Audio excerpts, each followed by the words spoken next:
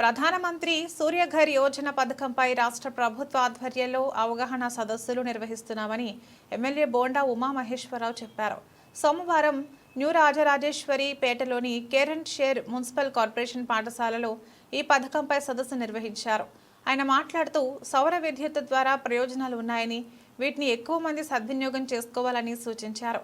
బ్యాంకులు రుణాలు ఇస్తున్నాయని తెలిపారు.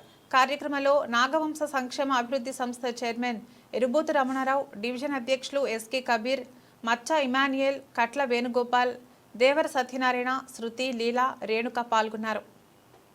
యోజన దీన్ని పెద్ద ఎత్తున ప్రజల్లోకి తీసుకెళ్ళండి.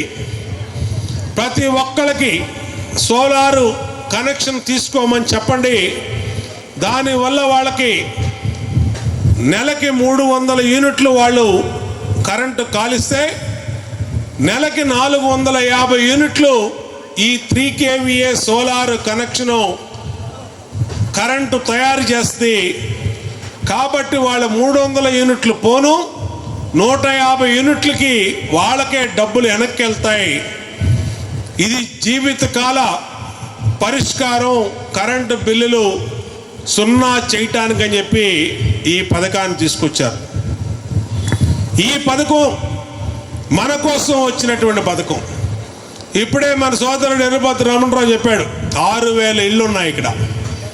6000 ఇళ్ళకి మీకు అన్ని అనుమతులు తెప్పించి సోలార్ కనెక్షన్ పెట్టించే బాధ్యత, ₹1 మీరు పెట్టుబడి పెట్టకుండా చేసే బాధ్యత నాది. మీ కరెంటు బిల్లు ఏదైతే ఇవాళ 1500, 2000, 3000 వస్తూ ఉందో దాన్ని సున్నా చేసే బాధ్యత కూడా నాదే అని సందర్భంగా మీకు తెలియజేస్తా ఉన్నా. అంటే కరెంటు బిల్లే రాకుండా, మీకే కరెంటు బిల్లు రాకుండా మీకు ఎదురు డబ్బులు వచ్చే విధంగా చేయటం అంటే ఎంత మంచి పథకం ఒకసారి ఆలోచన చేసుకోండి. ఈ సోలార్ కరెంట్ అనేది సెంట్రల్ నియోజకవర్గం 57వ డివిజన్ ఎన్టీఆర్ నగర్ ఆర్ఆర్ పేట నందు గౌరవ శాసనసభ్యులు పెద్దలు గౌరవనీయులైనటువంటి ప్రభుత్వ విప్పు పాలిట్ బ్యూరో సభ్యులైనటువంటి బోండా ఉమామహేశ్వరరావు గారు ప్రధానమంత్రి సూర్యఘర్ యోజన పథకం పైన అవగాహన కార్యక్రమం ఈ డివిజన్ ప్రజలతో మరి ఏర్పాటు చేయడం జరిగింది. ఇక్కడ పూర్తి స్థాయిలో పేదవారు నివసిస్తూ ఉంటారు. మరి మేము ఏ డివిజన్ మరి ప్రతి వీధిలోకి వెళ్ళినప్పుడు సార్ మాకు కరెంటు బిల్లులు ఎక్కువ వస్తున్నాయి మాకని చెప్పేసి చెప్పడం జరుగుతుంది. దాని ద్వారా 300 యూనిట్లు దాటితే ప్రభుత్వ పథకాలు కూడా మరి ఆగిపోయే పరిస్థితి వస్తుంది.